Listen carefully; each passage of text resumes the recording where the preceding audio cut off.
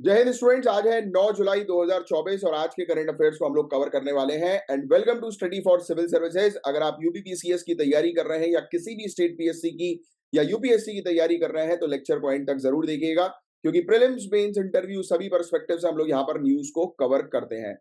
इसके अलावा मैं आपको बता दूं कि ज्ञान सर के पेड कोर्स को जरूर ज्वाइन करो अगर यूपीपीसीएस की तैयारी कर रहे हो, दिए गए नंबर पर कॉन्टैक्ट करके, क्योंकि यहाँ पर तैयारी करने से सिलेक्शन 100% जो है वो पक्का है अगर आप मेहनत करोगे तो ज्ञान सर के अकॉर्डिंग। और इस नंबर पर जो है वो कांटेक्ट कर लीजिएगा। प्लस इसके अलावा ये हमारा टेलीग्राम का जो है वो ग्रुप है, इस ग्रुप को जो है वो ज्वाइन कर सकते हैं आप। इंस्टाग्राम के पेज को ज्वाइन कर सकते हैं। प्लस आज के दिन काफी सारी इंपॉर्टेंट न्यूज है जिनको एक एक करके हम लोग जो है वो डिटेल में डिस्कस करने वाले हैं। तो बिना समय वेस्ट किए स्टार्ट करते हैं हमारे टॉपिक से। पहला टॉपिक है हुल दिवस। तो अभी रिसेंटली हमारे ऑनरेबल प्राइम मिनिस्टर ने हुल दिवस पर ट्राइब्यूट जो है दिया है, श्रद्धांजलि जो है वो दी है संथाल ट्राइबल कम्युनिटी को, यानी कि संथाल आदिवासी समुदाय को। बहुत इंपॉर्टेंट ये टॉपिक है, आपको ध्यान में रखना है। संथाल ट्राइबल कम्युनिटी, हुल दिवस किससे रिलेटेड है?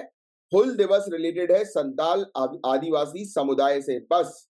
और ये कब हुआ था ये पूरा रिवोल्ट, ये पूरा विद्रोह हम लोग को कब देखने को मिला था? 1855 में। बहुत इंपॉर्टेंट टॉपिक।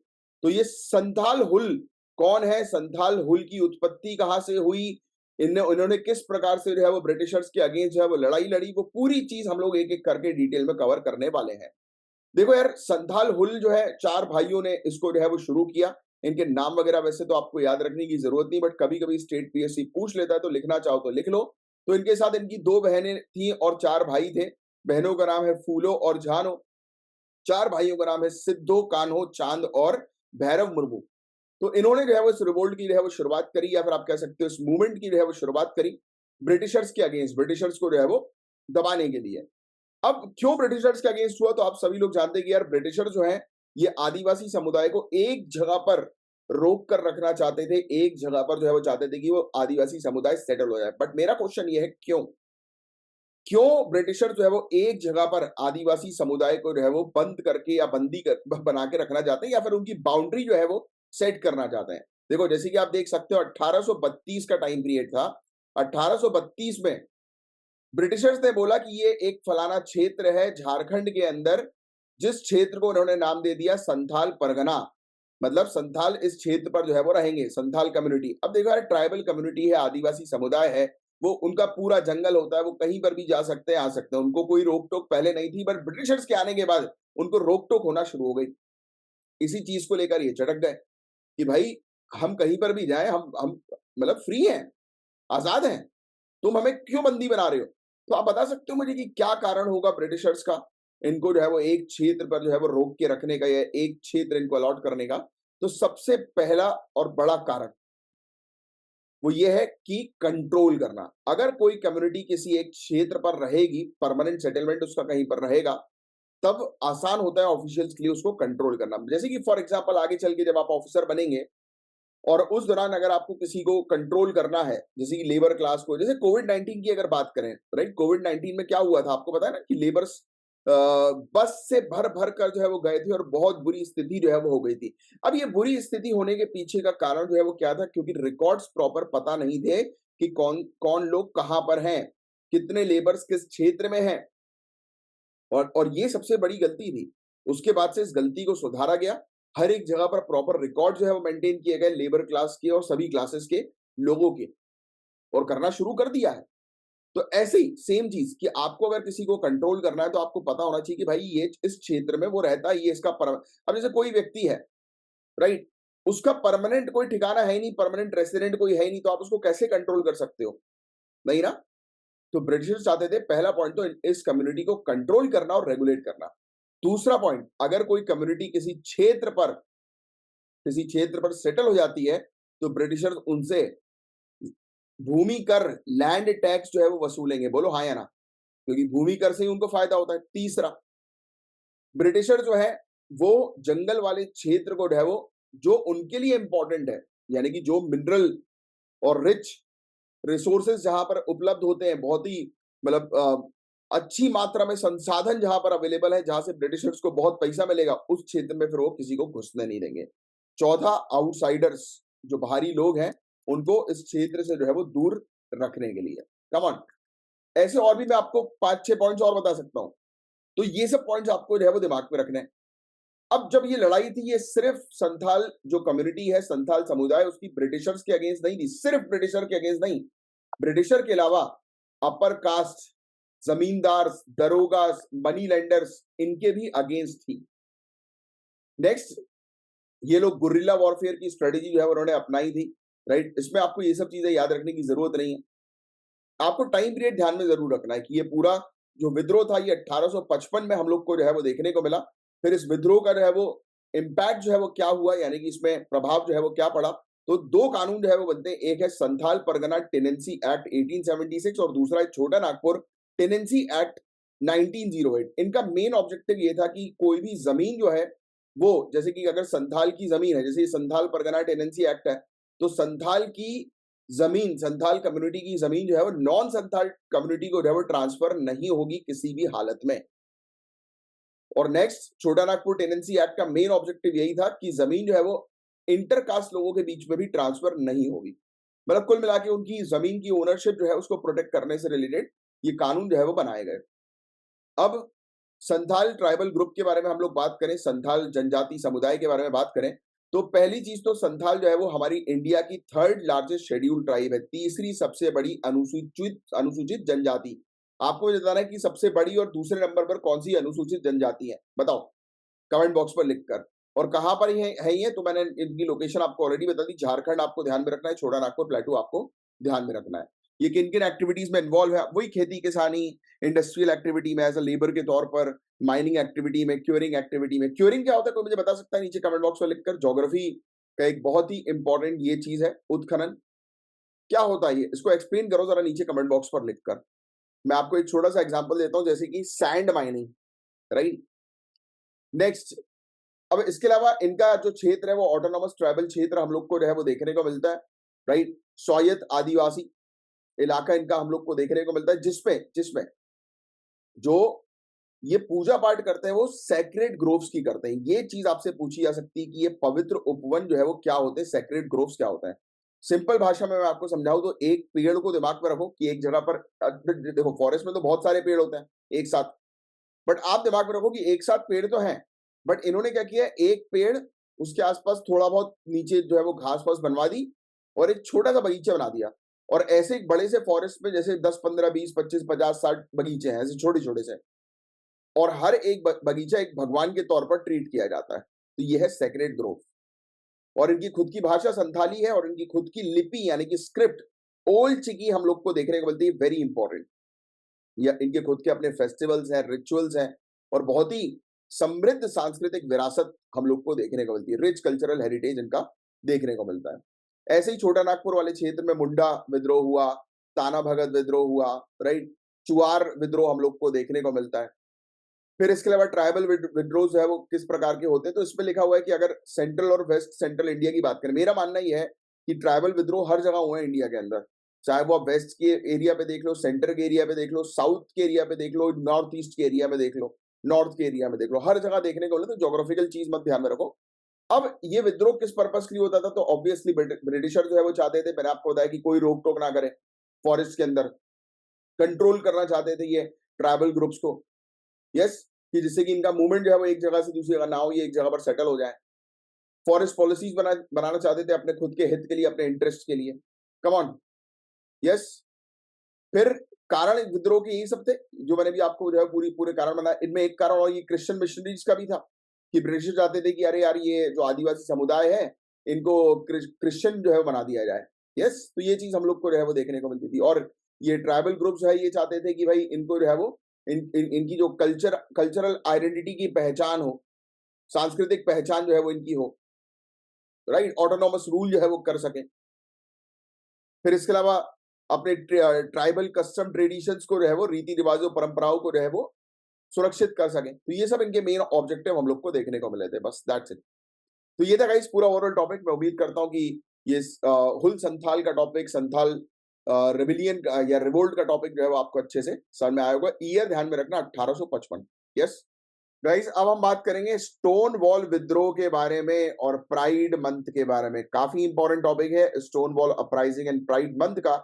तो प्राइड मंथ सेलिब्रेट किया जाता है पूरे दुनिया भर में हर जून को। तो क्वेश्चन ये बन सकता है कि प्राइड मंथ जो है वो कौन से मंथ में सेलिब्रेट किया जाता है, तो जून आपको ध्यान में रखना है। और ये क्यों सेलिब्रेट किया जाता है, तो इस दिन, इस मतलब महीने को माना जाता है कि इस महीने में 1969 में न्यूयॉर्क के अंदर स्टोन वॉल अपराइजिंग हुई थी। न्यूयॉर्क शहर में 1969 में स्टोन वॉल विद्रोह हुआ था, और इस दिन जो है वो याद किया जाता है, रिकॉग्नाइज किया जाता है इस विद्रोह को प्राइड मंथ के तौर पर। ठीक है, तो ये फैक्ट आप ध्यान में रखिएगा। तो प्राइड मंथ किससे रिलेटेड, दो चीजें ध्यान में रखनी है, जून में होता है, 1969 को हुआ, और stone wall uprising, stone wall विद्रोह से जुड़ा हुआ है, वो आपको ध्यान में रखना है। अब कुछ चीजें मैं आपको बताता हूं। होमोसेक्सुअलिटी जो थी वो इलीगल थी 1960s में। समलैंगिकता क्या होता है तो आपको ऑलरेडी पता है, ये गैर कानूनी था। अच्छा मुझे एक बताओ, होमोसेक्सुअलिटी जो है वो इंडिया के अंदर लीगल है या इलीगल है? अभी देखते हैं किसको इसका आंसर पता है। और पुलिस जो है वो रेड करती थी गे बार्स के ऊपर, राइट? तो गे बार क्या होता है मुझे आप लोग को बताने की आवश्यकता नहीं, आई थिंक आप सभी लोगों को जो है वो पता होगा, राइट? यानी कि मतलब जिनको नहीं पता, शायद कुछ लोग होंगे जिनको ये टर्म पता नहीं होगा, बट वैसे मैं समझाऊंगा तो समझ जाओगे।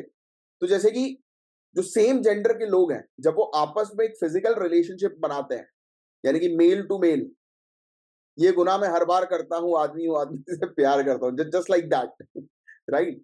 तो वो वाली चीज कि जब लोग जो है वो जैसे मेल टू फीमेल, राइट? तो जब इस प्रकार के संबंध जब लोगों के बीच में बनते हैं, राइट, सेक्सुअल, फिजिकल, तो उस चीज को जो है वो अपन इस तरीके से, जैसे LGBTQ प्लस कम्युनिटी जो हम लोग को देखने को मिलती है, बस ये वैसे ही है, उसी की बात हो रही है यहाँ पर। तो ये जो थी वो 1960s में जो थी वो लीगल थी। फिर स्टोन वॉल इन ग्रीनविच विलेज के अंदर, न्यूयॉर्क के अंदर, इन्होंने एक रेफ्यूज प्रोवाइड कराना शुरू किया LGBTQ प्लस कम्युनिटी को। मतलब ये ग्रीनविच विलेज करके एक था, एक गांव हम लोग को देखने को मिला था, जहां पर स्टोन वॉल इन, मतलब आप कह सकते हो एक प्रकार का NGO। तो इसने जो है वो क्या प्रोवाइड कराना शुरू किया, एक प्रकार से इन इंडिविजुअल को, यानी कि ये जो होमोसेक्सुअल इंडिविजुअल्स जो थे, समलैंगिक जो व्यक्ति थे, तो उनको जो है वो अपने पास शरण देना शुरू किया। फिर 28 जून 1969 को पुलिस ने जो है वो रेड करी स्टोन वॉल इन के अंदर, और उस समय बुरी तरह से जो है वो विद्रोह जो है वो जाग गया कि यार ये तो गलत हो रहा है। फिर दंगे होना जो है वो शुरू हुए, और फिर एक पूरे दुनिया भर में इस चीज को लेकर, होमोसेक्सुअलिटी को लेकर अवेयरनेस जो है वो क्रिएट हुई 1969 के बाद से। फिर मैं आपको और बताऊं कि इसमें मार्शा पी जॉनसन का क्या रोल था, तो इसको आपको ध्यान में रखने की वैसे जरूरत नहीं, सिर्फ सुन लो।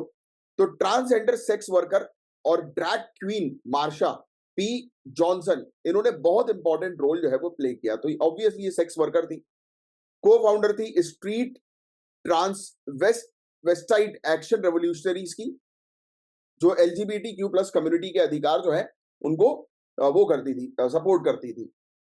फिर एड्स अवेयरनेस फैलाने के लिए जो है वो ये काम करती थी, एड्स से रिलेटेड अवेयरनेस फैलाने के लिए। और कब तक इन्होंने काम किया, जब तक इनकी डेथ नहीं होगी 1992 में। फिर गे प्राइड का बर्थ जो है वो कब होता है, समलैंगिक गौरव की शुरुआत। तो जैसे ही स्टोन वॉल खत्म होता है, उसके एक साल के बाद जितने भी कार्यकर्ता थे, एक्टिविस्ट थे, उन्होंने ऑर्गेनाइज किया क्रिस्टोफर स्ट्रीट लिबरेशन डे। इन्होंने एक रैली जो है वो निकाली इस प्रकार से, किसके लिए, गे प्राइड के लिए, कि मतलब इनकी थीम भी थी gay pride to celebrate LGBTQ plus identity and unity. Gay pride इनकी थीम थी। इनने बोला कि भाई अगर कोई व्यक्ति होमोसेक्सुअल है तो उसके लिए वो मतलब शर्मिंदा ना हो, ये चीज इनके अंदर हम लोग को देखने को मिली थी। और प्राइड जो है वो एक मंथ का पूरा एक इवेंट हम लोग को जो है वो देखने को मिला था। इसका इम्पैक्ट जो है वो क्या हुआ, तो भेदभाव जो हो रहा था उसके अगेंस्ट बेसिकली ये आप कह सकते हो कि कैंपेन था, अवेयरनेस प्रोग्राम था, राइट? होता है ना कि भाई किसी भी पर्टिकुलर जो कोई ऐसा व्यक्ति होता है, यार अब देखो आप आने वाले समय के अधिकारी बनने वाले हो, तो आपको ये हंसी मजाक नहीं उड़ाना। हंसी मजाक उड़ाता है कॉमन मैन, आपको जो है वो चीजों को गंभीरता से देखना है कि भाई जो इंसान के अंदर इस प्रकार की फीलिंग है, that means it is a kind of hormonal changes जो उसकी बॉडी में आ गए हैं।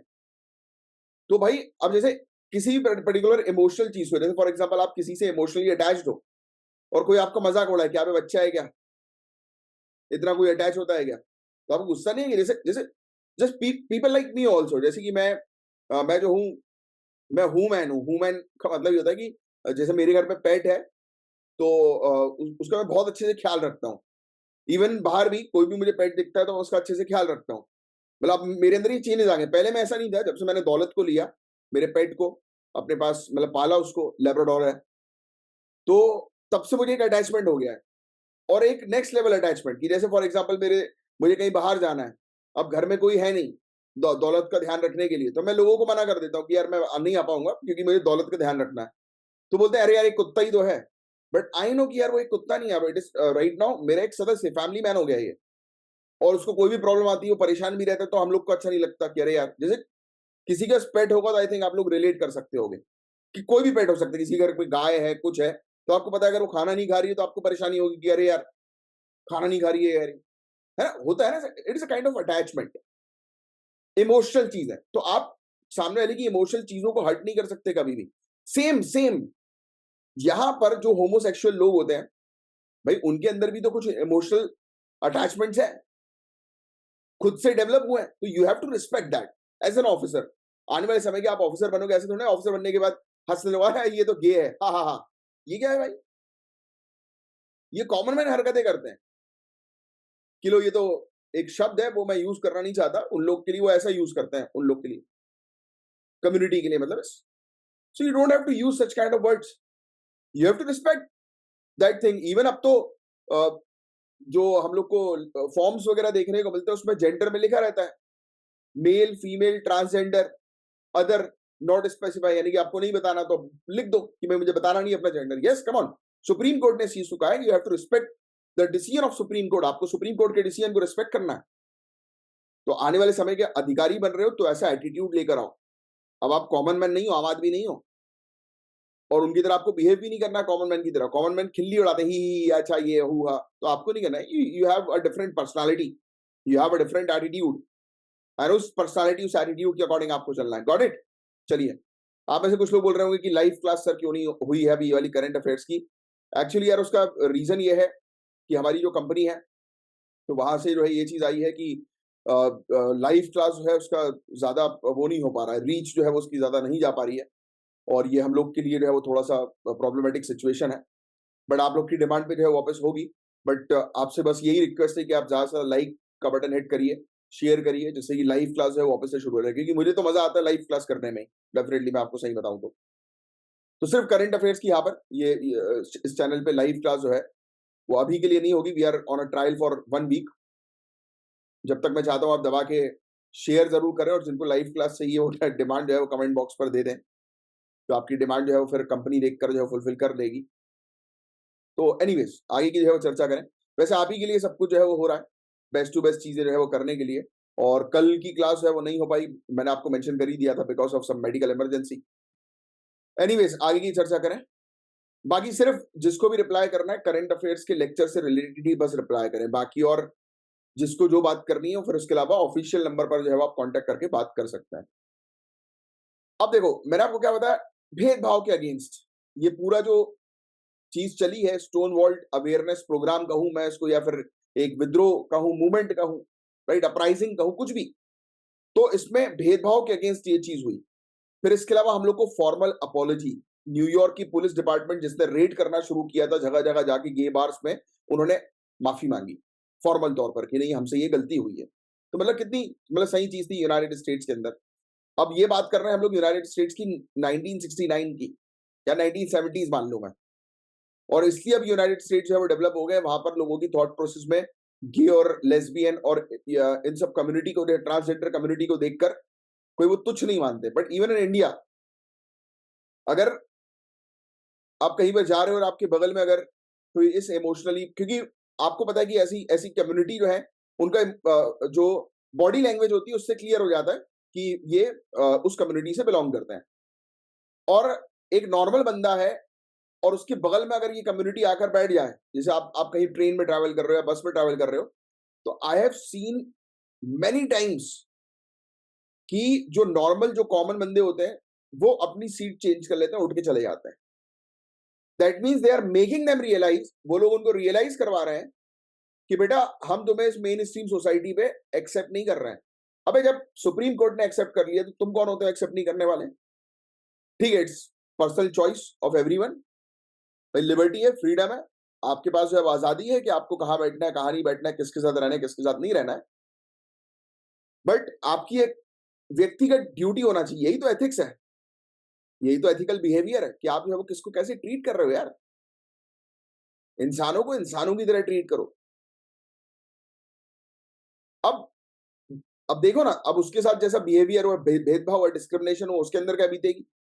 क्या लोग मेरे साथ बैठना पसंद नहीं कर रहे हैं because of my this emotional characteristics, मेरे इस इमोशनल कैरेक्टरिस्टिक्स के कारण? बोलो हाँ यार। तो आप आने वाले समय के अधिकारी अब ये सब खिल्ली विल्ली उड़ाना बंद करो। अगर उड़ाते हो, वैसे मुझे पता है कि आप लोग समझदार हो जो मेरे लेक्चर्स देखते हो, तो आप लोग नहीं करते होगे, बट अगर है और आपके आसपास भी कोई कर रहा है तो उसको एक्सप्लेन। देखो एक और चीज बता दूं, अभी आप अधिकारी बने नहीं हो, बट वो एटीट्यूड आप डेवलप कर रहे हो, तो सामने वाले से भिड़ना मत, लड़ना मत किया रे, और उसको समझाना मत, क्योंकि कॉमन मैन को समझाया जा सकता है सिर्फ आधिकारिक लेवल पे जाके, वरना वो आप ही की खिल्ली उड़ा देगा कि अबे तेरे को क्या, चल निकल। फिर लड़ते थोड़ा ना बैठोगे और अपना टाइम थोड़ा ना वेस्ट करोगे। तो right now you have to make your own attitude.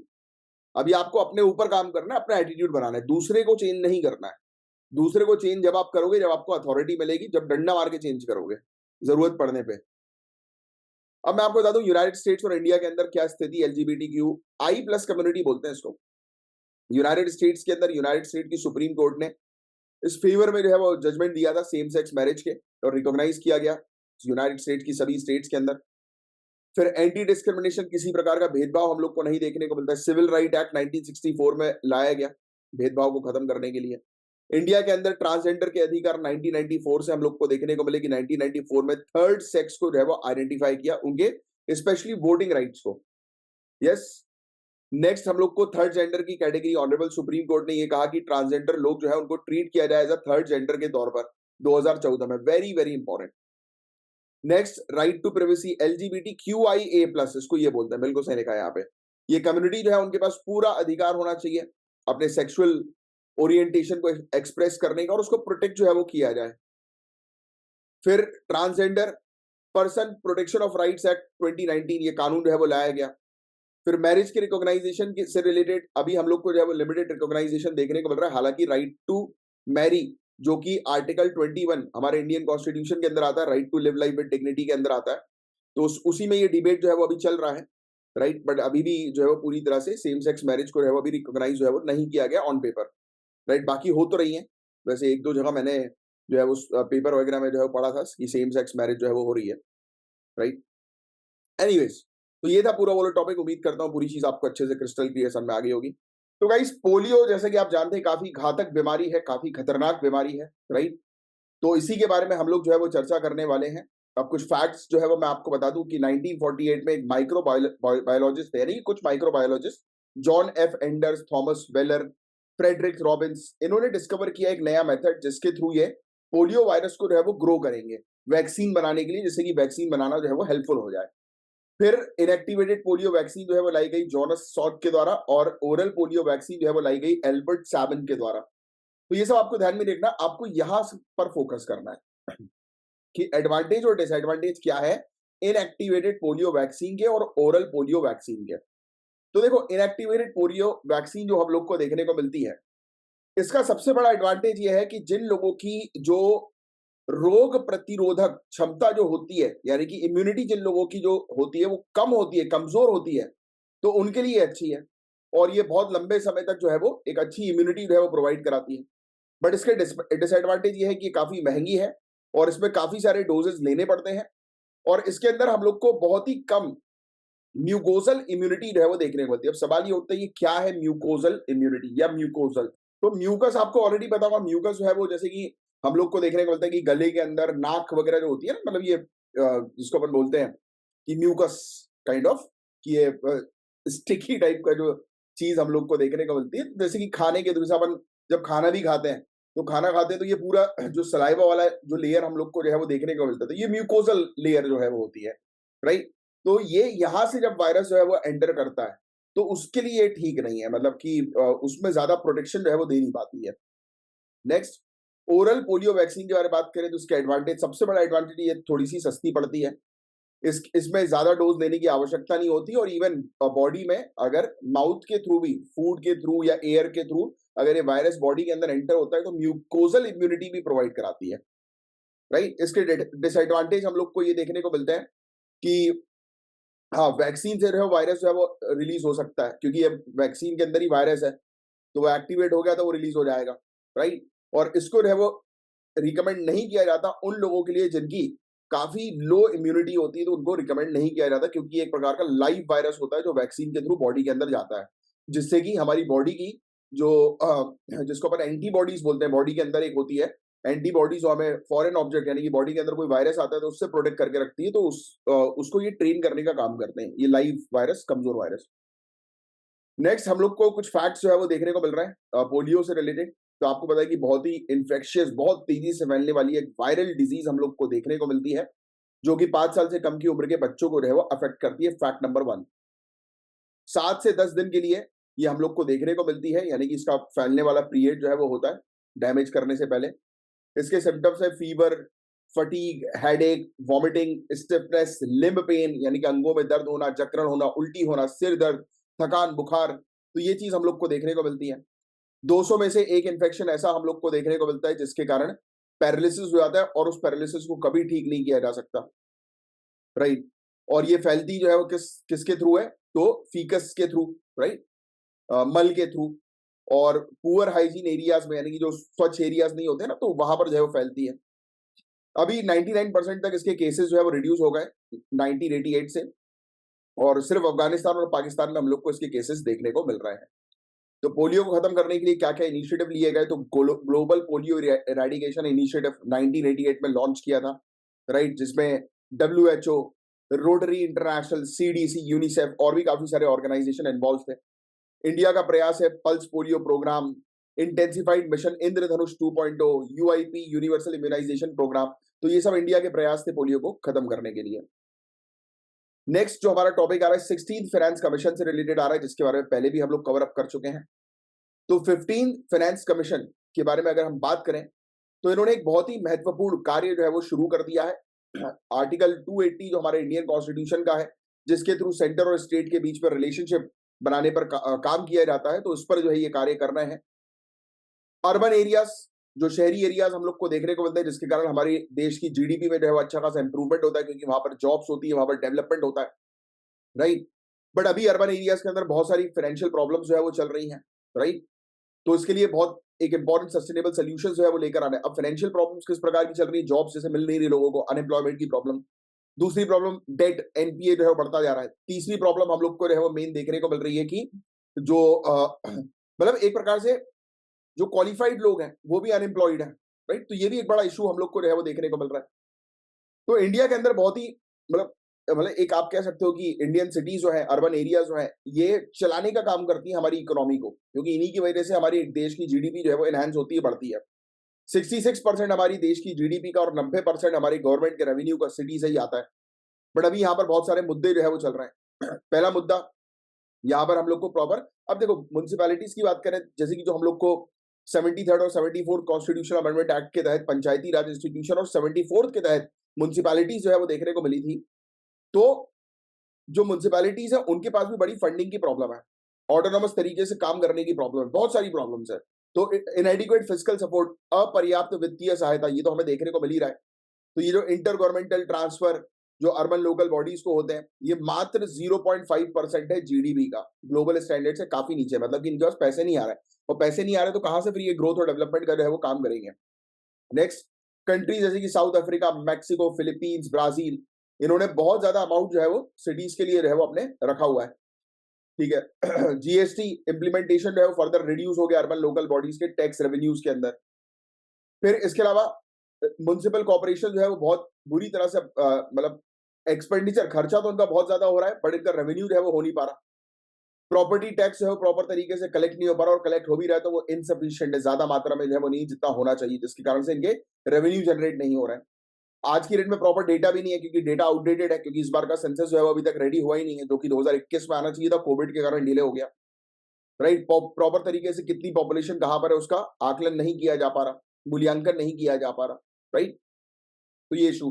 और जब प्रॉपर डेटा नहीं होगा तो पॉलिसी खराब बनेगी, और ये हो ही रहा है। MP MLA local area development fund, right, जिसके बारे में आपको पहले भी जो है वो पढ़ा चुका हूँ डिटेल में। तो इसमें भी प्रॉपर तरीके से जो है वो पैसा आ नहीं रहा और प्रॉपर डेवलपमेंट का काम जो है वो हो नहीं पा रहा है, राइट। क्योंकि इसमें अपन ने एक इशू के बारे में डिस्कस किया था कि ये वाला नॉन लैप्सेबल अमाउंट होता है, 5 साल के लिए एमपी एमएलए को जो है वो प्रोवाइड किया जाता है। तो इसमें हम लोग को जो है वो देखने को मिलता है कि ये लोग जो है वो अपने आखिरी साल में इस पूरे पैसे को जो है वो खर्च करते हैं, वो इलेक्शन के परस्पेक्टिव से, राइट।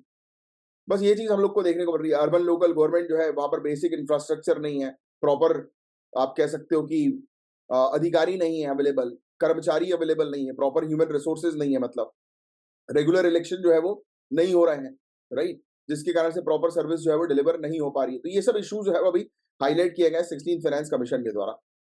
तो इन्होंने रिकमेंड किया कि भाई टैक्स जो है वो प्रॉपर तरीके से डिस्ट्रीब्यूट करो, जो कि ये हर बार जो है वो करते हैं, राइट। इन्होंने ग्रांटेड एड की बात करी, अनुदान देने की जो है वो बात करी कि कंसोलिडेट फंड ऑफ इंडिया से जो है वो अनुदान प्रोवाइड कराओ, ग्रांट्स प्रोवाइड कराओ, राइट, म्युनिसिपैलिटीज को। और इन्होंने बोला कि आर्टिकल 275 जो इंडियन कॉन्स्टिट्यूशन का है उसके तहत जो है वो आप डिलीवर करो या फिर डिस्ट्रीब्यूट करो अमाउंट को, ठीक है। स्टेट का जो फंड है उसको बढ़ाओ लोकल बॉडीज के लिए। तो ये सब इन्होंने चीजें के बारे में बताया हुआ है। डिजास्टर मैनेजमेंट में कितना पैसा लगाना है तो उसको इवेल्युएट करो, उसका आकलन जो है वो करो। और बेटर अर्बन फाइनेंस के लिए क्या स्टेप्स होंगे, तो म्युनिसिपल रेवेन्यू को जो है आपको इंक्रीज करना है, प्रॉपर्टी टैक्स जो है वो प्रॉपर आना चाहिए। पहली बात तो निर्धारित प्रॉपर होना चाहिए, फिर कलेक्ट प्रॉपर होना चाहिए, पूरी चीज को डिजिटलाइज करो आप, जिससे कि ट्रांसपेरेंसी जो है वो मेंटेन रहे। तो यही सब चीजें मॉडर्नाइज करो पूरे प्रशासन को, राइट, हर एक स्टेप पर। तो ये बस चीजें हैं जिसके बारे में आपको आइडिया होना चाहिए, बाकी इतना कुछ खास इसके अंदर नहीं है। यह सोशल स्टॉक एक्सचेंज, ये भी बहुत इंपॉर्टेंट टॉपिक है अपने आप में, इस पर जो है वो काम करो। जैसे कि स्टॉक एक्सचेंज होता है ना शेयर बाजार के अंदर, वैसे ही सोशल स्टॉक एक्सचेंज होता है जिसमें कि लोग जो है वो इन्वेस्ट करें, इन्वेस्टर्स जो है वो इन्वेस्ट करें, और इससे जो है वो म्युनिसिपैलिटीज को हेल्प मिले कि म्युनिसिपैलिटीज जो है वो डेवलप कर पाए। Global INDIA summit, India AI summit 2024 recently new Delhi के अंदर देखने को मिली, जिसके बारे में आपको ध्यान में रखना है। इसमें काफी सारे एक्सपर्ट्स, पॉलिसी मेकर, एंथुजियास्ट, काफी सारे लोग जो है वो इसके अंदर आए इंडिया और पूरे दुनिया भर से। एडिशनली इंटरनेशनल मॉनेटरी फंड ने जो है वो लॉन्च किया artificial intelligence preparedness index dashboard को, राइट। और आगे की जो है वो चर्चा करें, 2000 फिजिकल अटेंडीज से ज्यादा लोग यहाँ पर शामिल थे, 10,000 से ज्यादा वर्चुअल पार्टिसिपेंट्स यहाँ पर शामिल थे इस पूरी समिट के दौरान। ये सब याद रखने की जरूरत नहीं है। यहाँ पर AI यानी कि आर्टिफिशियल इंटेलिजेंस को लेकर काफी जो है वो डिस्कशन हुआ, और AI को हम लोग को डेमोक्रेटाइज करना है, यानी कि सभी कंट्रीज है वो AI का एक्सेस जो है वो कर सकें और AI को जो है एथिकल बना सके। इस पर मेन फोकस है वो इंडिया की तरफ से देखने को मिला। हमें ग्लोबल साउथ कंट्रीज के साथ कोलैबोरेट करना है, क्योंकि एक गैप हम लोग को ग्लोबल नॉर्थ और ग्लोबल साउथ के बीच में देखने को मिलता है। आप मुझे बता सकते हो कि आज की डेट में ये हर आर्टिकल में हम ये टर्म जो है वो पढ़ रहे हैं, ग्लोबल साउथ ग्लोबल नॉर्थ, ये है क्या? जैसे कि पहले जब बात किया जाता था ईस्ट और वेस्ट की, क्या पहले ईस्ट और वेस्ट की बात की जाती थी और हमेशा बोला जाता था कि ईस्टर्न कंट्रीज जो है वो गरीब देश है और वेस्टर्न कंट्रीज है वो अमीर देश है। यस, तो अब ये सिनेरियो चेंज हो गया। इसमें ग्लोबल साउथ और ग्लोबल नॉर्थ की बात हो रही है। साउथ मतलब गरीब देश यानी कि थोड़े से पिछड़े, और नॉर्थ ग्लोबल नॉर्थ का मतलब थोड़े से अमीर देश। यस, तो ये चीज बस हम लोग को देखने को मिलती है। Collaborative AI on global partnership, CAIGP, ये ग्लोबल AI डिवाइड के बारे में फोकस किया गया कि भाई काफी सारी कंट्रीज अभी भी आर्टिफिशियल इंटेलिजेंस के मामले में काफी पिछड़ी हैं, तो उनको जो है वो सपोर्ट करो टेक्निकली, कि जिससे कि वो जो है वो आगे बढ़ सके, AI का बेहतर तरीके से उपयोग जो है वो कर सके। तो बस इन्हीं सब चीजों के बारे में यहाँ पर चर्चा हुई, ज्यादा कुछ नहीं है इसके अंदर। India AI empowering talent through AI education and skills, तो AI की शिक्षा जो है वो दी जा रही है, स्किल्स जो है वो डेवलप किया जा रहा है युवाओं के बीच में। इंडस्ट्रीज, पब्लिक सेक्टर, सोसाइटी को कोलैबोरेट किया जाए कि जिससे कि AI रेडी जनरेशन जो है वो तैयार हो सके, राइट। स्किल डेवलपमेंट को लेकर सर्टिफाई जो है वो किया जाए, लोगों को स्किल्स जो है वो सिखाई जाए AI से related. AI for global good पर जो है वो हम लोग को काम करना है, क्योंकि देखो AI जो है वो अगर एडवांस और ज्यादा हो गया और उसके अंदर एथिकल चीजें शामिल नहीं करी तो बहुत बुरा भी जो है वो कर सकता है, क्योंकि इसके चैलेंजेस भी बहुत ज्यादा हम लोग को देखने को मिले थे। India AI data ecosystem, legal framework, यानी कि हम कानून जो है वो तैयार कर रहे हैं AI को रेगुलेट करने के लिए। तो इन सब चीजों के बारे में जो है वो चर्चा हुई। Researchers, deep skilling for researchers, application skill for developer, basic skills for everyone, तो सभी में स्किल्स जो है वो डाली जाए। राइट? तो इस पर मेनली फोकस है वो किया है। Artificial intelligence preparedness index dashboard, कोई मुझे बता सकता है नीचे कमेंट बॉक्स पर? थोड़ी देर पहले मैंने आपको बताया था कि ये डैशबोर्ड जो है वो कौन लेकर आया, किसने जो है उस डैशबोर्ड को जो है वो लॉन्च किया। कम ऑन नीचे कमेंट बॉक्स पर लिखकर बताओ तुरंत। ये डैशबोर्ड का काम बेसिकली ये होगा कि सभी कंट्रीज मिलकर इस डैशबोर्ड के थ्रू, इस ऑनलाइन प्लेटफॉर्म के थ्रू जो है वो एक्सेस कर सके एआई के डेटा को, आर्टिफिशियल इंटेलिजेंस के डेटा को। बस इंडिया की रैंक 72nd हम लोग को देखने को मिल रही है एआई के मामले में इमर्जिंग इकोनॉमीज के पॉइंट ऑफ व्यू से। ठीक है। इंटरनेशनल मॉनेटरी फंड, इसका रोल जो है होता है वो आपको ऑलरेडी जो है वो पता है।